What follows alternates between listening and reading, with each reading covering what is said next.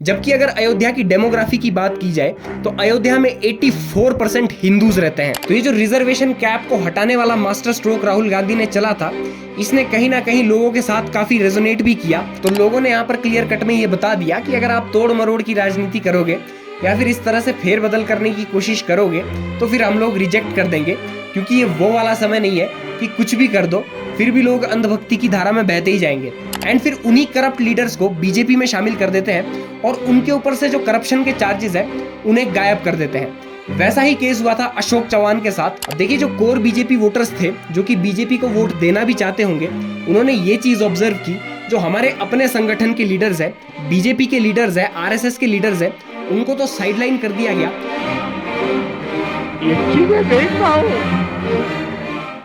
India में general election 2024 के results 4 जून को आउट हो चुके हैं और इस बार जो बीजेपी का नारा था कि अब की बार एनडीए 400 पार और अकेली बीजेपी 370 पार, ये नारा इतनी बुरी तरह से फेल हो गया कि एनडीए 400 पार लेके आना तो छोड़ो, 300 सीट्स भी सिक्योर नहीं कर पाया।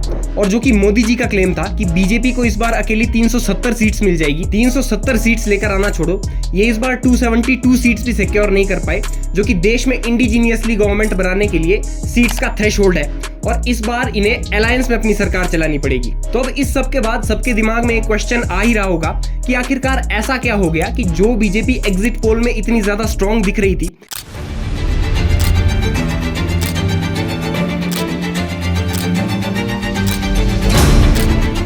जो बीजेपी 2014 में अकेली 283 सीट्स लेकर आई थी और जो बीजेपी 2019 के जनरल इलेक्शंस में 303 सीट्स इंडिजीनियसली लेकर आई थी और एनडीए उस समय 350 से ऊपर सीट्स लेकर आया था, इस इलेक्शन में ऐसा क्या हो गया कि वही बीजेपी 240 सीट्स के ऊपर सिमट गई और जो एनडीए अलायंस है वो 293 सीट्स के ऊपर रह गया। अब देखिए, वैसे तो मोदी जी के सपोर्टर्स का जो ये क्लेम था कि आएगा तो मोदी ही, वो क्लेम तो प्रूव हो गया, आया तो मोदी ही। बट ये जो 400 पार वाला नारा था और 370 पार अकेली बीजेपी वाला नारा था, ये इतनी बुरी तरह से फेल कैसे हो गया? और अब की बार पूरा देश कह रहा है, अब की बार खड़गे जी भी कह रहे हैं। तो देखिए, मेन 3 स्टेट्स है जिसने इस बार बीजेपी का दिल तोड़ा है और वो स्टेट्स है उत्तर प्रदेश, महाराष्ट्र और राजस्थान। तो इस इलेक्शन में स्पेशली उत्तर प्रदेश और महाराष्ट्र जो ये स्टेट्स है, उन्होंने बीजेपी को 400 पार दिया तो दिया, पर 400 पार सीट्स नहीं बल्कि 400 पार 440 वोट का झटका दे दिया। तो चलिए एक एक करके इन स्टेट्स की डेमोग्राफी समझते हैं और एक एक करके इन स्टेट्स के केस एनालाइज करते हैं कि आखिरकार क्यों इन्होंने बीजेपी को इस बार रिजेक्ट कर दिया एक तरह से। तो सबसे पहले बात करते हैं उत्तर प्रदेश की, जिस उत्तर प्रदेश से बीजेपी को सबसे ज्यादा उम्मीदें थी कि भाई इस बार तो हम लोग उत्तर प्रदेश में क्लीन स्वीप कर जाएंगे। अब देखिए, अगर उत्तर प्रदेश की बात की जाए तो उत्तर प्रदेश में 80 लोकसभा सीट्स है एंड जब 2014 के जनरल इलेक्शंस हुए थे इंडिया में, तो उस समय उत्तर प्रदेश के लोगों ने बीजेपी को 80 में से 70 सीट्स गिफ्ट कर दी थी। और अगर 2019 की बात की जाए तो जहां पर बीजेपी को 62 सीट्स मिली थी, इस इलेक्शन में आते आते वो 33 सीट्स हो चुकी है, यानी कि ऑलमोस्ट हाफ हो चुकी है। तो ऐसा क्या हो गया कि जिस बीजेपी ने 2 कंसेक्यूटिव इलेक्शंस में एक तरह से उत्तर प्रदेश को क्लीन स्वीप कर दिया, इस बार उनकी जो सीट्स है वो ऑलमोस्ट आधी हो गई। और मेन बात ये है कि अयोध्या, जहां पर बीजेपी ने राम मंदिर भी बनवाया, जहां पर बीजेपी ने एयरपोर्ट का भी कंस्ट्रक्शन करवाया, वहां पर भी बीजेपी हार गई। जबकि अगर अयोध्या की डेमोग्राफी की बात की जाए तो अयोध्या में 84% हिंदूज रहते हैं। देखिए, ये जो उत्तर प्रदेश में बीजेपी का मोए मोए हुआ है, इसका मुझे one of the most prominent reason ये लगता है कि जिस तरह से इस बार समाजवादी पार्टी ने और कांग्रेस पार्टी ने ग्राउंड लेवल के ऊपर जाकर प्रचार किया है और ग्राउंड लेवल के ऊपर जिस तरह का कोऑर्डिनेशन दिखाया है, उसने कहीं ना कहीं लोगों को इन्फ्लुएंस किया है। जिस तरह से उन्होंने कई सारे रीजनल मुद्दे और कई सारे नेशनल मुद्दे जैसे कि यूथ अनएम्प्लॉयमेंट या फिर अग्निवीर स्कीम हो, इनको एड्रेस किया है और लोगों के साथ इन मुद्दों को लेकर इनके जो व्यूज है वो रेजोनेट हुए हैं। इसने काफी ज्यादा हेल्प की है इस बार अखिलेश यादव को और कांग्रेस पार्टी को उत्तर प्रदेश में जीत दिलाने के लिए। इतना ही नहीं, राहुल गांधी और अखिलेश यादव ने इस बार 2 लड़के करके एक नैरेटिव भी चलाया, जिस नैरेटिव ने इंडिया अलायंस को काफी ज्यादा हेल्प की बीजेपी का वोट तोड़कर इंडिया अलायंस के खाते में डालने के लिए। और तो और ये दोनों जो लीडर्स हैं, अखिलेश यादव और राहुल गांधी, इन्होंने इतना अच्छा कोऑर्डिनेट किया, इन्होंने इतना अच्छा सिंक्रोनाइजेशन दिखाया कि जब राहुल गांधी की भारत जोड़ो न्याय यात्रा उत्तर प्रदेश में आई हुई थी तो वहां पर अखिलेश यादव भी उसमें शामिल हुए। इन दोनों ने एक दूसरे की पार्टीज के लिए वोट भी मांगे, लोगों को कन्विंस भी किया और अपना जो वोट शेयर है उसको तो कंसोलिडेट किया ही किया, साथ में जो बीजेपी का वोट शेयर है उसको भी अपनी तरफ खींच लिया। दूसरा सिग्निफिकेंट रीजन जो मुझे लगता है बीजेपी की लॉस का उत्तर प्रदेश में, वो है कास्ट बेस्ड पॉलिटिक्स।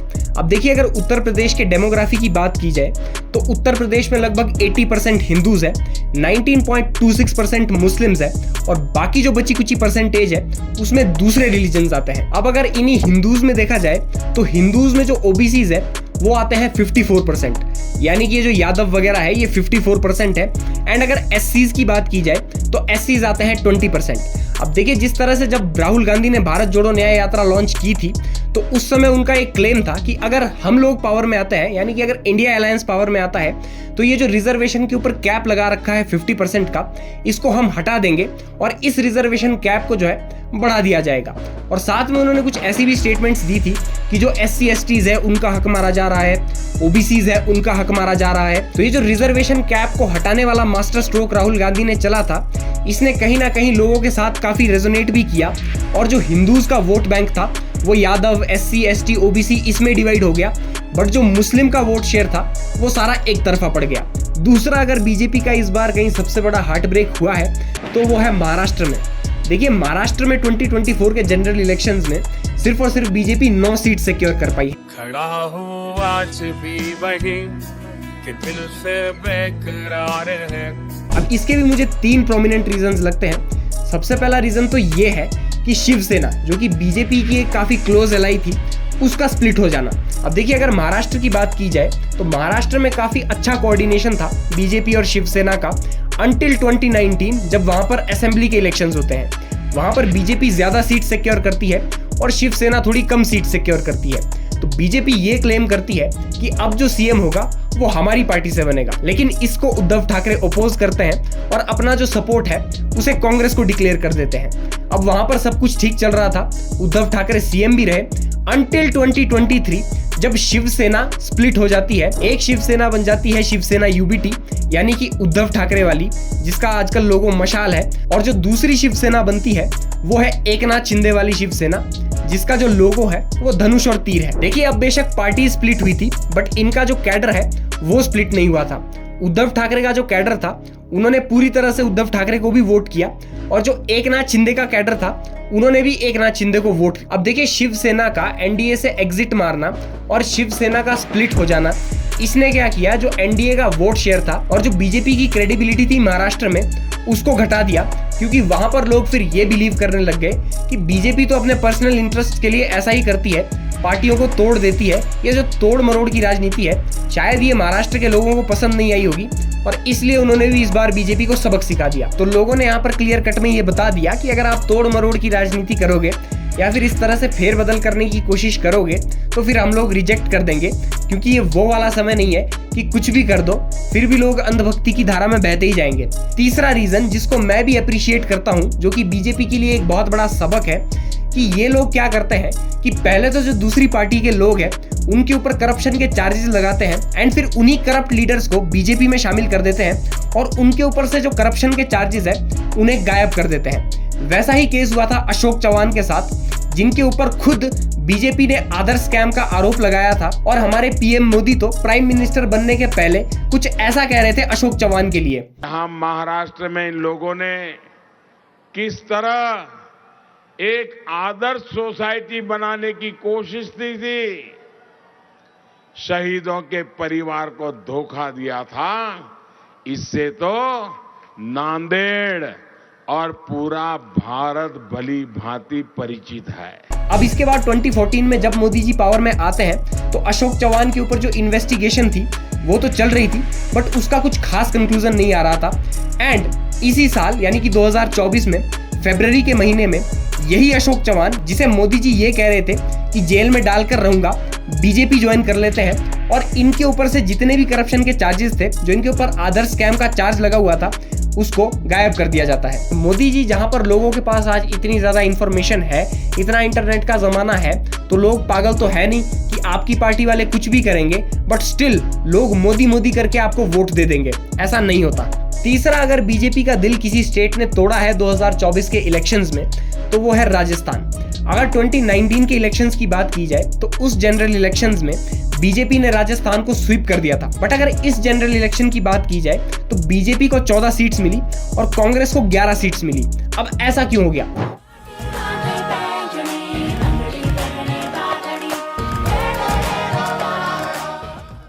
देखिए, राजस्थान में अगर बीजेपी ने कोई ब्लंडर किया है तो वो है टिकट डिस्ट्रीब्यूशन का।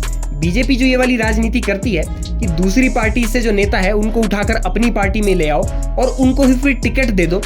इससे क्या होता है कि जो आपके ओरिजिनल लीडर्स हैं, जो काफी समय से आपकी ऑर्गेनाइजेशन के लिए काम कर रहे हैं, उनका भी मोरल डाउन हो जाता है और उनका जो कैडर है वो भी नाराज हो जाता है। अब देखिए, अगर आपको इलेक्शंस में फाइट करना है तो आपको अपनी पार्टी में नेशनल लेवल का भी चेहरा चाहिए, जो कि बीजेपी के पास अच्छा खासा है, लेकिन रीजनल लेवल के ऊपर भी आपको अपनी पार्टी के लिए चेहरा चाहिए। अब देखिए, जो कोर बीजेपी वोटर्स थे, जो कि बीजेपी को वोट देना भी चाहते होंगे, उन्होंने ये चीज ऑब्जर्व की, जो हमारे अपने संगठन के लीडर्स है, बीजेपी के लीडर्स है, आरएसएस के लीडर्स है, उनको तो साइडलाइन कर दिया गया। उल्टा जो दूसरे पार्टी से आए हुए लीडर है उन्हें चेहरा बना दिया, उन्हें टिकट्स दे दिए। तो इससे शायद वो लोग नाराज हो गए होंगे और वो एक तरह से बीजेपी को सबक सिखाना चाहते होंगे कि भाई अगर ऐसा करोगे तो इसके ऐसे कॉन्सिक्वेंसेस भी हो सकते हैं। जो कोर बीजेपी वोटर्स थे उनके लिए कोई पार्टी का चेहरा ही नहीं बचा, चेहरा बिल्कुल चेंज हो गया। चेहरा सोचिए इस तरह से चेंज हो गया होगा कि जिन दो लीडर्स ने आपस में कभी एक दूसरे के खिलाफ इलेक्शन लड़ा होगा, आज वही जो लीडर्स है वो बीजेपी में आ गए और वो वाला जो लीडर जिसने उस समय उस लीडर के खिलाफ कांग्रेस के अगेंस्ट इलेक्शन लड़ा होगा वो तो साइडलाइन है, बट वो वाला कांग्रेस का लीडर जो कि अपनी कांग्रेस पार्टी छोड़कर बीजेपी में आया है, उसको चेहरा बना दिया, उसको टिकट दे दिया। तो एक तरह से ये राजस्थान के लोगों ने भी बीजेपी को सबक सिखा दिया। देखिए, ये सारी चीजें जो इस बार के इलेक्शंस में हुई है, इससे एक बात तो साफ पता चल जाती है कि इंडिया से बेहतर डेमोक्रेसी और इंडिया से स्मार्ट वोटर दुनिया में कहीं पर भी देखने को नहीं मिल सकता।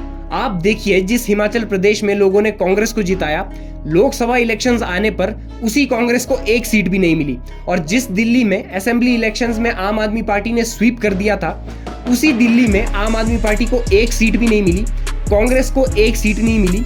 उल्टा जो बीजेपी है उसने 7 की 7 सीटें दिल्ली की स्वीप कर दी। उत्तर प्रदेश में देखिए कितना बड़ा पॉलिटिकल टर्मोइल हो गया।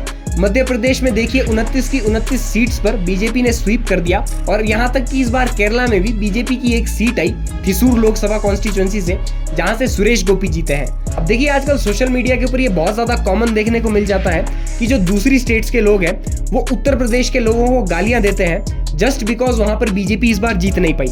देखिए, मैं उन लोगों से एक ही बात कहना चाहूंगा that you can't blame public कि कोई पार्टी जीतती है या फिर नहीं जीतती है। अगर बीजेपी उत्तर प्रदेश में हारी है तो ये गलती वहां के लोगों की नहीं बल्कि बीजेपी की खुद है कि उनके जो नैरेटिव्स है वो वहां पर लोगों तक सही से डिलीवर नहीं हो पाए, या फिर बीजेपी ने ही कुछ कमी पेशी रखी होगी जिसकी वजह से बीजेपी हार गई। नहीं तो जो उत्तर प्रदेश है वहीं के लोग हैं जिधर बीजेपी को 80 में से 70 सीट्स भी मिल चुकी है और 80 में से 62 सीट्स भी मिल चुकी है। तो लोगों को ब्लेम करना या फिर सोशल मीडिया के ऊपर लोगों को गालियां देना जस्ट बिकॉज आपकी पॉलिटिकल पार्टी हार गई, ये कहीं तक अप्रोप्रिएट नहीं है, इसे अवॉइड करना चाहिए and this is very unethical. ये वैसा ही है जैसे अगर आप अपने प्राइम मिनिस्टर की कोई अचीवमेंट बताते हो एंड वो अचीवमेंट रीजनेबल भी है और सामने वाला जो आपकी पार्टी को सपोर्ट नहीं करता या फिर जो मोदी को सपोर्ट नहीं करता वो आपको अंधभक्त कहने लग जाए, तो ऐसा नहीं होता। इसलिए लोगों को ब्लेम नहीं करना चाहिए, ये गलती कहीं ना कहीं पार्टीज की होती है जो वो जीत नहीं पाते। तो यही थी आज की वीडियो एंड आई होप कि आपको ये वीडियो पसंद आई हो। इस चैनल को सब्सक्राइब, वीडियो को लाइक और कमेंट सेक्शन में जरूर बताना कि अगला टॉपिक कौन सा कवर किया जाए। एंड अगर आप मुझे इंस्टाग्राम के ऊपर फॉलो करना चाहते हो तो मैंने नीचे डिस्क्रिप्शन में लिंक दे रखा है, you can go and follow me there. And sorry for the late video, मिलते हैं नेक्स्ट वीक।